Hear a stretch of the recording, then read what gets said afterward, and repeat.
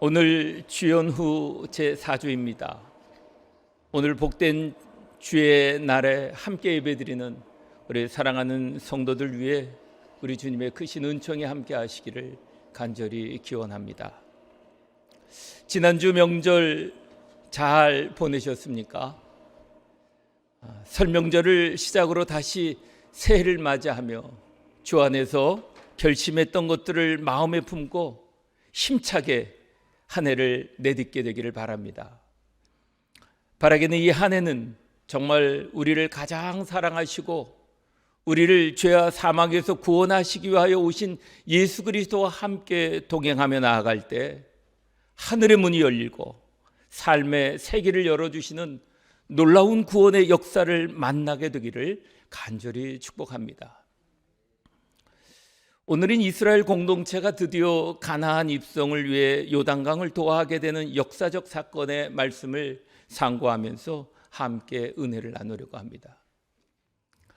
오늘 요단강 도하라고 하는 이 놀라운 사건은 지난주와 함께 상고하였던 여리고성에 파송된 2명의 정탐꾼의 보고를 통해 그들을 움직이게 하는 촉진제가 되었습니다. 그래서 2장 마지막 절에 진실로 여호와께서 그 온 땅을 우리 손에 주셨으므로 그 땅의 모든 주인이 우리 앞에서 간담이 녹더이다 라고 개선 행진곡을 부르는 듯한 정탐꾼의 보고를 들은 후에 오늘 본문의 3장 1절에는 여호수아가 아침에 일찍 일어나 라는 말씀으로 시작하는 것을 통해 알 수 있게 됩니다. 물론 여호수아는 가나안 입성에 대한 소망이 넘치는 보고를 들은 후에 일찍 일어났다고 합니다. 그런데 여호수아가 아침 일찍 일어난 것은 오늘 본문만이 아니라 여호수아서 6장 12절에 여리고성과 또 8장 19절에서 아이성을 정복할 때에도 아침 일찍 일어났다라고 밝히고 있습니다. 이는 여호수아는 대사를 앞두고 항상 영적으로 무장하였음을 보여주고 있는 것입니다. 이처럼 오늘 본문은 영적으로 무장하고는 요단 도하를 준비하고 지시하는 장면입니다. 이스라엘 백성이 요단을 건너는 사건에 대해서는 오늘 본문만이 아니라 오늘 본문에서부터 5장 1절에 이르기까지 계속 기록되고 있습니다. 그런데 요단 도하는 한 사건에서 건너가다라는 동사가 무려 22번이나 반복되어 기록되고 있습니다. 건너가다라는 동사가 반복되는 여리고 도하 사건은 마치 우리 인생의 출생부터 죽음을 통해 천국으로 건너가기까지의 우리 인생 속에 건너가게 되는 반복되는 마디마디의 우리 인생과도 같음을 깨닫게 됩니다. 우리는 믿음으로 살아가면서도 마치 넘실대는 요단 강물을 발에 내딛는 것 같은 큰 믿음과 용기가 요구되는 상황을 맞이하며 인생이라는 길을 걸어가게 됩니다. 오늘 본문의 여호수아와 이스라엘 백성들은 하나님의 임재와 동행의 상징인 언약궤와 함께함으로 오직 믿음으로 요단을 건너는 것을 만나게 됩니다. 우리의 믿음의 여정도 그렇습니다. 됐다 싶으면 여러 가지 큰 어려움들이 또 찾아오게 되지 않습니까? 그 어려움들을 이기지 못하면 우리는 시험에 들고 마음에 깊은 상처를 입고 원망과 불평 가운데 살아가게 됩니다. 그러나 크고 작은 어려움들을 만날 때 원망과 불평을 넘어 그 모든 것을 주관하시고 다스리시는 구원의 하나님을 마음으로 믿고 입으로 신하며 나갈 때 합력하여 선을 이루시는 구원의 역사를 경험하게 됩니다. 이 경험을 통해서 우리는 머리로만 알고 있던 하나님을 실제 마음으로 가슴으로 만나며 성장하고 성숙하는 믿음의 길을 걸어가게 되는 것입니다. 그래서 인생 속에서 하나님의 구원을 많이 경험한 사람일수록 담대하면서도 마음의 평안을 유지하고 마침내 노년에는 통합된 인생으로 하나님의 은혜에 감사하면서 하나님께 영광을 돌리는 삶을 살아가게 되는 것을 보게 됩니다. 오늘 본문은 여호수아의 지시를 따라 요단을 건널 준비하는 장면을 소개하고 있습니다. 3장 1절에 또 여호수아가 아침에 일찍 일어나서라고 시작되는 오늘 본문의 여호수아는 습관처럼 또 대사를 앞두고 아침에 일찍 일어났다라고 기록하고 있습니다. 사랑하는 성도들 여러분, 아침 시간은 축복의 시간입니다. 우리도 아침 일찍 일어나 우리에게 값없이 구원을 허락해 주신 그 예수 그리스도를 오롯이 바라보며 우리의 삶을 지어가게 되기를 간절히 축복합니다. 왜냐하면 아침은 하나님과 조용하게, 진솔하게, 친밀하게 깊은 교제를 가질 수 있는 축복의 시간입니다. 아침은 새로운 피조물로 우리가 재창조되는 희망의 시간이요, 내 심령이 라마나윗이 되는 주님이 일하시는 시간이기 때문인 것입니다. 그런 이유로 다윗도 이렇게 고백합니다. 아침에 주께서 나의 소리를 들으시리니 아침에 내가 주께 기도하고 바라리이다. 특별히 예수님께서도 하나님과의 다함이 없는 교제를 가지시기 위해서 마가복음 1장 35절에 새벽 아직도 밝기 전에 예수께서 일어나 나가 한적한 곳으로 가서 거기서 기도하시더니라고, 새벽에 예수님도 한적한 곳에서 기도하셨음을 알려주고 있습니다. 이 새벽을 깨우는 거룩한 습관이 사랑하는 성도들의 삶에도 회복되기를 주님의 이름으로 간절히 축복합니다. 그래서 오늘 본문의 여호수아도 아침 일찍 일어나 하나님과의 교제를 통해 자기에게 맡겨진 지도자의 직책을 충실하고 하나님의 뜻에 민감할 수 있는 지혜를 얻을 수 있었던 것입니다. 아침 일찍 주의 뜻을 이루기 위해 여호수아는 백성들과 머물고 있던 이 모압 땅의 골짜기 시딤에서 떠나 요단강가의 사흘을 머물게 된 것입니다. 요단강가에 이르러 그토록 학수고대하던 이 약속의 땅이 눈앞에 있는데 왜 굳이 사흘을 머물고 있는 것일까? 여호수아는 사흘을 머물며 서두르지 않고 면밀히 먼저 백성들이 갖춰야 할 준비 사항을 하나하나 지시하고 또 이를 시행에 옮기도록 두 가지 명령을 지시하기 위해서였던 것입니다.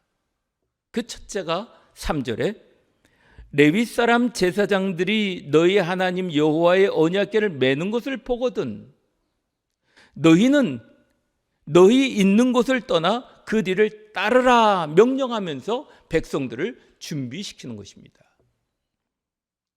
그렇다면 왜 그 2000규빗이라고 하는 약 1km 정도 되는 거리를 떨어져 가게 하는 것일까요?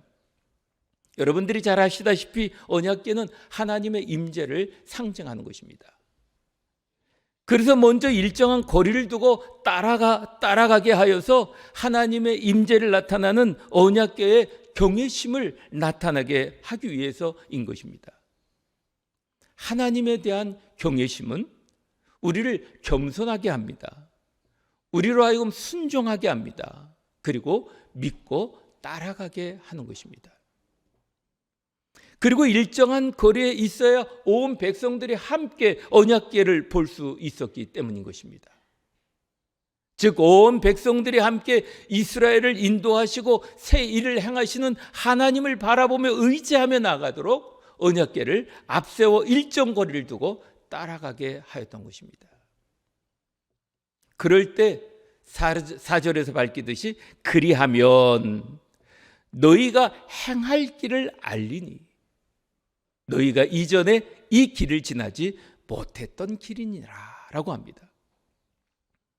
우리의 삶도 때를 따라 건너지 못해본 요단을 건너야 하는 인생길을 만나게 됩니다.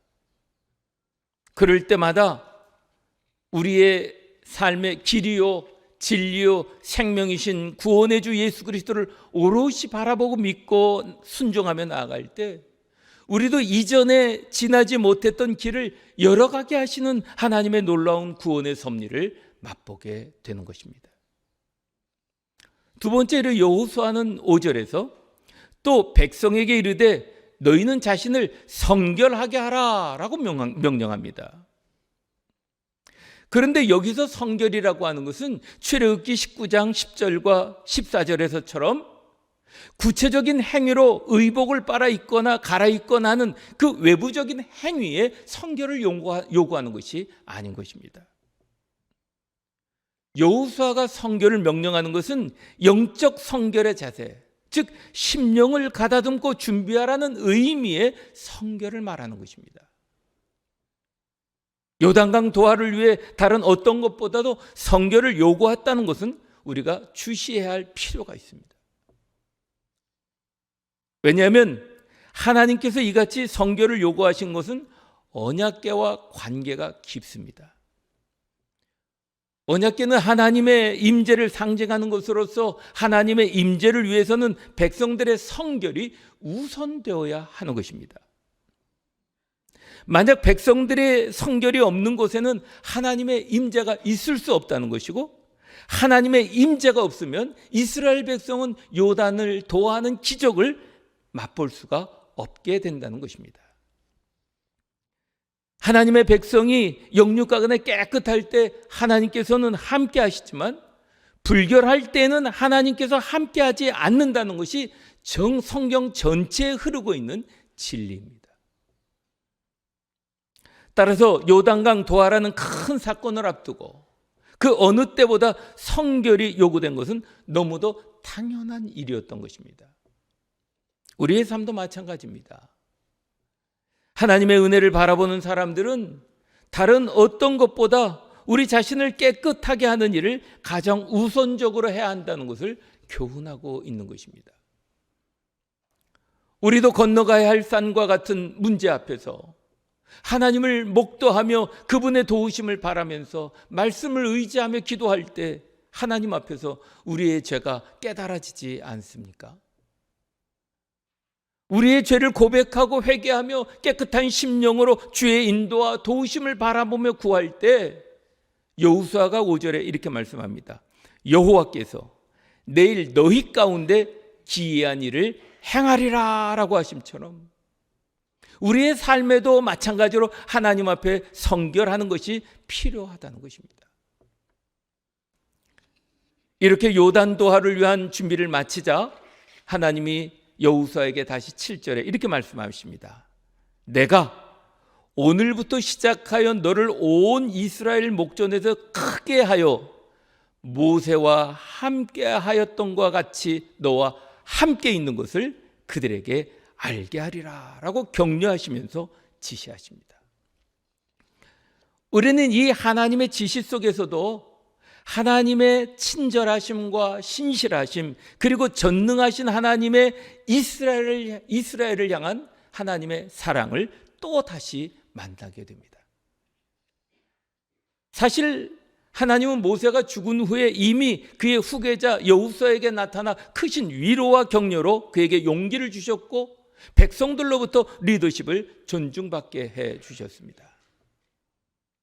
그런데 또다시 요단 도하를 앞둔 여호수아에게 하나님은 격려하시면서 요단강 도하 사건의 큰 의미를 말씀하고 있는데, 그것은 이 요단강을 통해서, 요단강 도하 사건을 통해서 여호와를 존귀하게 하게 하시겠다고 하는 말씀인 것입니다. 그렇습니다. 친절하고 신실하게 격려하시면서 도하를 명령하시는 하나님의 말씀을 들은 여호수아는 이스라엘 백성 공동체를 향하여 10절에 살아계신 하나님이 너희 가운데 함께 하신다라고 선언하고 있습니다. 그렇습니다. 살아계신 하나님이란 생명의 근원으로서 영원토록 살아계시며 우주 만물을 운행하시고 인간의 모든 역사에 친히 섭리하신다라는 말씀인 것입니다. 그래서 죄로 가득한 가나안 족속을 비롯한 가나안에 거주하는 7 족속을 쫓아내시며 살아계신 하나님, 전능하신 하나님을 알게 하실 것이다 라고 말씀하는 것입니다. 그러니 11절에 보라라고 한 것입니다.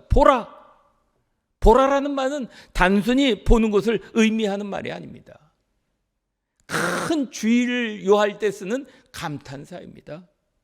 즉 주목하라는 것이고, 그리하여 하나님이 어떤 분이신지를 목도하게 된다는 말씀인 것입니다. 그래서 보라라고 하는 것입니다.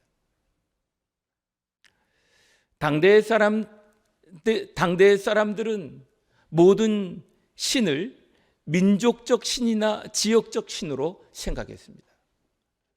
따라서 사람들이 어느 한 지역에서 다른 지역으로 들어갈 경우 그 지역의 신을 따라 섬기는 경향이 있었습니다. 그래서 11절에 보라라고 하는 이 명령형의 감탄사와 함께 온 땅의 주의 언약궤가 너희 앞서서 요단을 건너가나니라고 한 것입니다. 즉 여호수아는 분명히 여호와 하나님은 지역과 민족을 초월하는 하나님이심을 목도하라는 것입니다. 즉 하나님의 무변성, 하나님의 무소부재하심을 강조하시면서 하나님이 어느 공간의 특정한 대상에게만 국한 분이 아니심을 선언하면서 요단 강물이 멈추는 이적을 경험하게 될 거라고 알려주고 있는 것입니다. 그러니 요단을 건너라 라고 14절부터 17절에 명령하는 것입니다. 요단을 건너는 시점을 곡짓거두는 시기라라고 말합니다. 이때는 요단강의 수위가 불어날 때입니다. 그리고 급류가 나타날 때입니다. 요단강에 크게 물이 불어나면 깊이가 3m에서 4m 정도까지 된다고 합니다. 넓이는 20m 이상 되는 이 강을 200만 명이 지나 넘어가야 하는 것입니다. 그런데 그럼에도 불구하고 그들은 순종합니다. 언약궤를 맨 제사장들의 발이 요단강에 닿자마자 범람하는 요단강의 흐름이 멈추게 됩니다. 그리고 그들의 발이 다시 요단강을 떠나자마자 요단의 흐름이 이전 상태로 회복되게 됩니다. 이 사실은 하나님께서는 살아계셔서 범람하는 요단강의 흐름을 멈추게 할 수도 다시 회복시키실 수도 있는 천지 만물을 주관하시는 온 우주의 주님이심을 보여주고 있는 것입니다. 그들은 믿음으로 건너가 드디어 약속의 땅 가나안에 이르게 되었습니다. 우리도 인생을 살아가면서 우리를 두렵게 하는 요단과 같은 장애물을 만나게 됩니다. 물론 그 장애물은 우리를 두렵게 하고 무섭게 하기도 합니다. 그런데 이 장애물을 무섭고 두려움 가운데서도 우리가 주님을 의지하며 믿음으로 건너가 보면 저편에 이전에 경험하지 못한 새 길이 열려있는 은혜를 우리는 경험하게 되는 것입니다.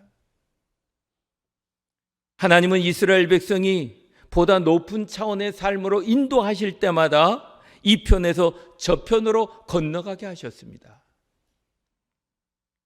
이스라엘 백성으로 하여금 홍해를 건너가게 하심으로 노예의 삶인 애굽에서 자유인으로 훈련받은 광야로 인도하셨고 요단을 건너가게 하심으로 광야로부터 약속의 땅에 이르게 하셨습니다. 그렇습니다. 그렇다면 우리에게 요단은 무엇을 의미하는 것일까요? 어떻게 보면 믿음의 행진을 하지 못하도록 가로막는 영적 장애들일 것입니다. 마치 눈앞에 보이는 불어난 물로 인해 넘실대는 요단강처럼 오늘 우리에게도 국가적으로, 세계적으로, 그리고 가정과 일터, 그리고 교회 속에서 우리가 감당하기에 역부족인 모든 것들이 우리를 두렵게 하고 염려하게 하고 때로 분노하게 하고 낙심하고 절망하게 하는 것이 우리 앞에 요단이 아니겠습니까? 그럼에도 이 강물이야말로 우리는 하나님의 능력을 경험하며 높은 차원의 영적 삶으로 성장하게 하는 것이라고 하나님은 오늘 본문을 통해 우리에게 말씀하시는 것입니다. 따라서 우리는 하나님의 구원의 역사를 체험하며 한 단계 믿음의 성장을 이루어가게 하시려는 하나님의 섭리임을 볼 수 있는 믿음의 눈이 열려야 하는 것입니다. 사랑하는 성도 여러분, 우리가 마주한 문제들 속에서도 우리가 들어가야 할 복된 길을 향한 믿음의 도하의 시간임을 꼭 기억하십시오. 하나님의 말씀을 굳게 믿고 나아갈 때 우리가 만난 장애물들을 통해 하나님은 나를 존귀하게 하시고 머리로만 듣고 귀로만 알던 머리로만 알고 귀로만 듣던 하나님이 아니라 살아계신 하나님이심을 가슴으로 알고 고백하게 하심으로 이제까지의 신앙에서 또 한 단계 건너가게 하시려는 하나님의 섭리임을 믿고 믿음의 걸음으로 담대하게 걸어가는 복된 한 해를 열어가시는 교회와 성도들이 되시기를 우리 주 예수 그리스도의 이름으로 간절히 축원합니다. 아멘.